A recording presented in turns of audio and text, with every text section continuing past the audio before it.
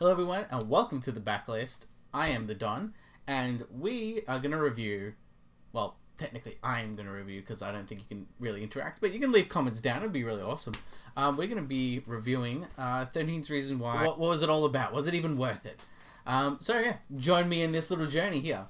Obviously full spoilers ahead, but yeah, let's just deep dive right into this. Obviously 13 Reasons Why, I guess it's a very controversial TV show when it first came out.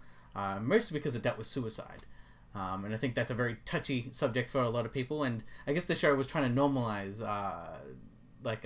suicide. Not in the sense of normalizing in people should commit it, but talking about it. And actually the weirdest thing about this show is it actually was proven to make people harm themselves more.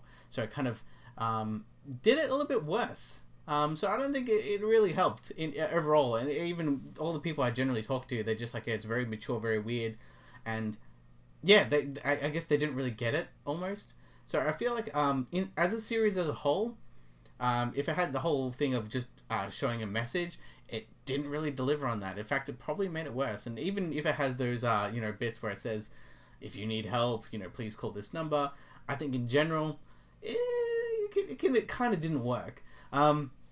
But that's in general, and I think overall, if we're going to be talking about this, season 1, I think is still a solid season. I think that's probably the best season. I think it's continuously gotten worse over the years. But yeah, it finished finally with season 4. Season 2 was kind of okay, but it was kind of a repeat, and it's almost showing a different side of Hannah Baker, because I guess the portrayal of what she wanted to give in the first season, whereas what she wanted to say, oh, this is me, but then they found other tapes, and then it just kept continuing, and it's like, maybe she wasn't an angel as she thought, as everyone thought she was, which I think is actually a pretty good concept and a pretty good way to go, because not only is it interesting on her side, but also Clay, the main character, character surrogate.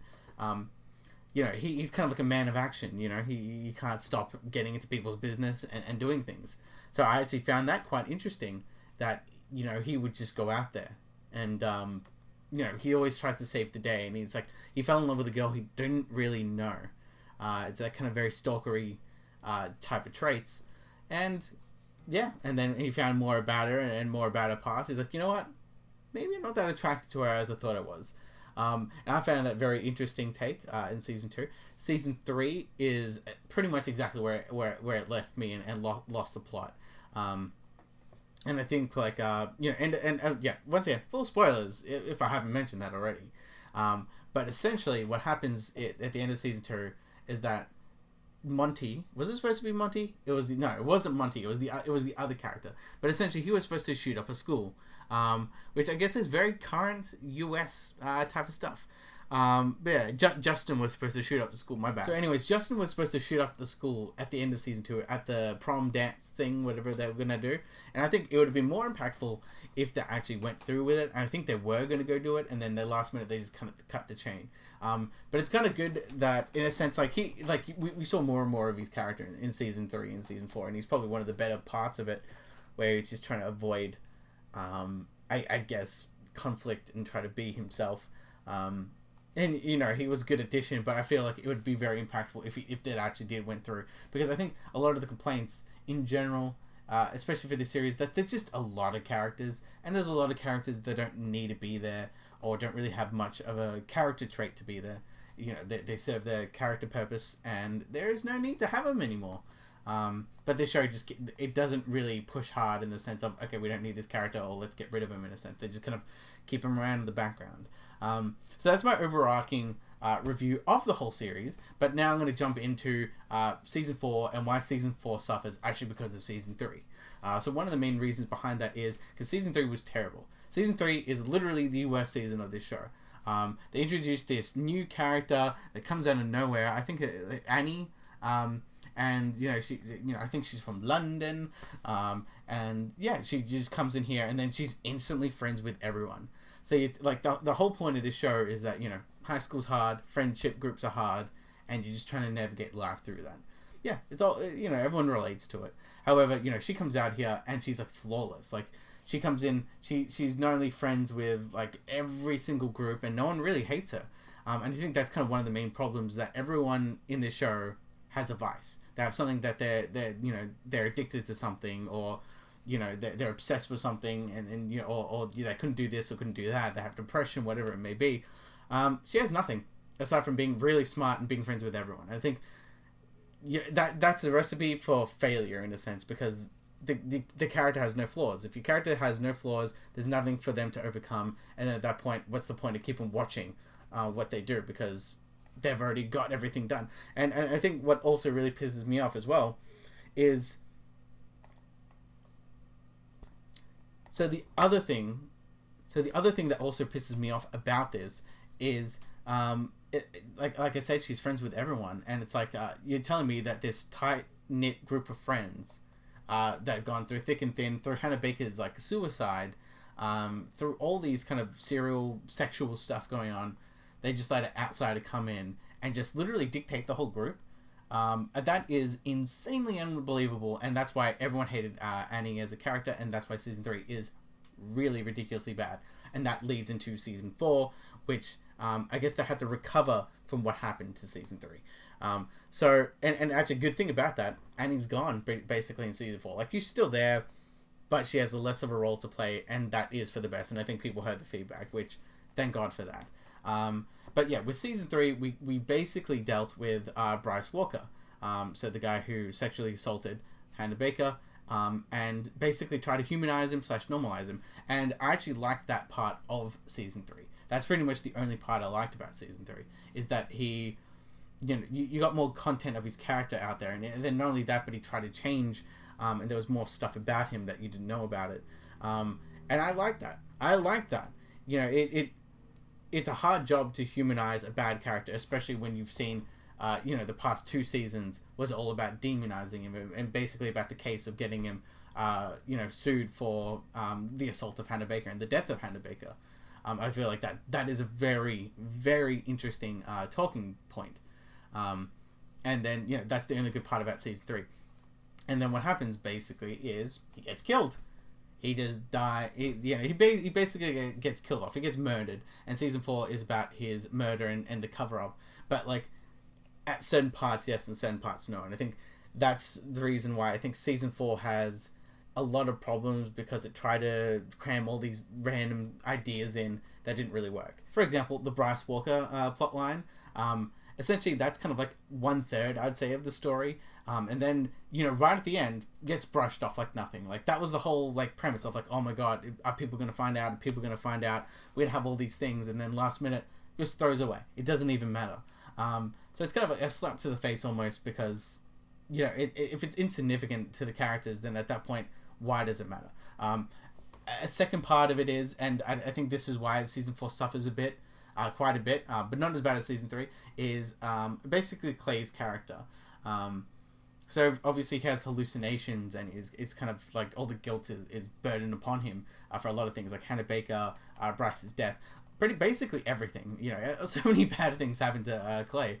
But I think the problem is, and then he has these hallucinations, and then he's kind of going a little bit crazy, and he doesn't know what he's doing. I think that kind of plot line should have been kind of resolved very early on, but it keeps going throughout the whole season.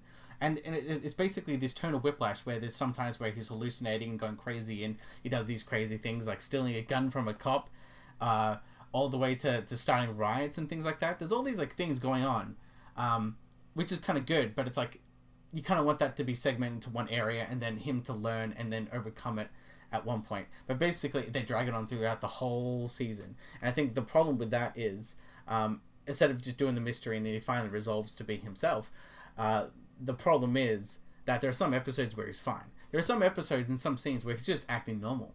There's no hallucinations. There's no him acting out because, he's a scared teen, and, there's all these things about, school shootings and violence and, taking care of each other, and no one really cares about you when you're a teenager. And basically there's just nothing there. There are parts where, he kind of has a point, but at the same time he just acts normal. And it just has this weird tonal whiplash. Like, if you want to have this whole thing of him hallucinating, I think it would have been a lot better if it was segmented into one section and then he overcomes it and tries to get better of it, rather than literally pushing it through the whole season and then we finally get to the point he really wants to get to. Season 4 is also quite weird in the sense of there's a lot of different characters. As I mentioned before, there's a lot of characters in this show. But with Season 4, there's a lot of characters that kind of get sidelined, so you don't really see much of them at all. Like Tony, who pretty much was the second semi-main character in the first season. He's the one who gave the tapes to Clay. He's basically just there to do some boxing, and that's really it. Jessica is just on her feminist rant for this season, and she's very one note, and her being like, do I choose this guy or that guy? It's very just boring in a sense. And I think the worst thing of all is Alex's character, who I think tried to commit if I remember correctly, tried to commit suicide in season 2, and he's trying to recover in season 3. Basically, they have nothing for him to do in this season, so they just turn him gay. That's his character trait in season 4. He's bisexual / gay now, and that's kind of stupid. He has nothing really else to evolve, and that's what I was mentioning before about all these recurring characters, and there's no real need to have some of these characters. Alex is basically one of those characters. Aside from him just being like, it's actually really funny. It's like when you end the season, you realize that there's like 3 gay couples and I think 1 straight couple at the end. I think I think that they kind of ran out of points. They kind of ran out of things to do with the characters and the story. And yeah, they just, why not? And I think that's kind of how 13 Reasons Why kind of ends in a way. It just kind of ends on a, okay, that's it. I have no real interest to see the rest of these characters, go to university and kind of do that trials and tribulations, and then maybe later on try to find a job and someone dropped out. Like, I have no real interest. I think some of the characters are interesting, but a lot of it's just kind of fluff, and I feel kind of bad because the only reason why used to be, I think, top, and it was quite controversial, and then it kind of died down on the weight side. I think like season 4 is basically that. I would say if you've already watched season 3, you might as well watch season 4. It's 10 episodes and it feels relatively quick. There are some episodes better than others. For example, one of the episodes that I really like this season 4, is the school shooting episode, which is basically there's a school shooting going on, and they get locked up in their classrooms, and I feel like and that's kind of done in like basically one moment of an episode, and I feel like that is impactful, and that's a really good concept. I think the only other one what I really like is the other one that I really do like is the prom episode. I thought that was pretty good, and that's the second to last episode. And in general, the series finale, season finale, isn't too bad. There's a lot of things maybe that haven't been resolved, or there's a lot more hanging questions, but they don't really need to be answered. So like I said, season 4 isn't all that bad. We still have the prom episode, and we still have the, I guess, shooting episode, but there's some other random stuff that comes in and comes out. Like, for example, they try to do a whole thing of like their parents spying on them, and then they do a whole this revolt against like the police and authority figures, but like it gets resolved in like one episode. It feels like a flavor of the week almost, rather than a structural story. And that's what I was saying, everything kind of gets crammed in at the same time, but there's no really main focus. And I guess in general, one of the other positive things of this season is actually Gareth Sinise. I like the guy. I like his acting. You don't really see him often in anything anymore. And he's kind of a counselor to Clay. And I find that very interesting. At least there's something for him to bounce back on. So basically, just to wrap this all up, season 4 is comparable. It's like okay, it's tending onto the good side of things, but it's definitely not amazing. It's definitely not first season of 13 Reasons Why. I think season 4 is probably better than season 2 if I'm trying to remember correctly. So I'd say season 1, season 4, it's season 1, season 4, season 2, and then definitely season 3. I think season 3 essentially hurt season 4, just because of the content of the characters as well as just the storyline where they were going. So overall, if you have watched 13 Reasons Why up to season 3, you might as well watch season 4. It's just 10 episodes. It goes by relatively quickly. If you've probably watched one season, I'd say you can just finish it there. I think probably the best season is season 1, and it pretty much has a self-contained story at that point, as it just kind of closes the chapters a lot more better, I think. So you can just, if you want to watch 13 Reasons Why, I'd say watch season 1. If it grabs you a little bit more, maybe watch season 2. And I wish you could skip season 3 to get to season 4, but that is not the case. But yeah, that's going to be my review for 13 Reasons Why season 4, and I guess the whole series. So please like, share, and subscribe. Please leave a comment down of like what your favorite character is, because like I mentioned, there's a lot of cool and interesting characters of it. Like I do in general, I think I liked Clay more than anyone, but still like everyone had their own faults. I think that's the whole point of the thing. But still, I feel like Clay in and of itself is someone who's trying to help everyone almost, but then kind of goes a little bit crazy because he's trying to save the world. I think that's a really interesting character concept. So please leave a comment down below. Tell me what your favorite character is, and I'll see you in the next review.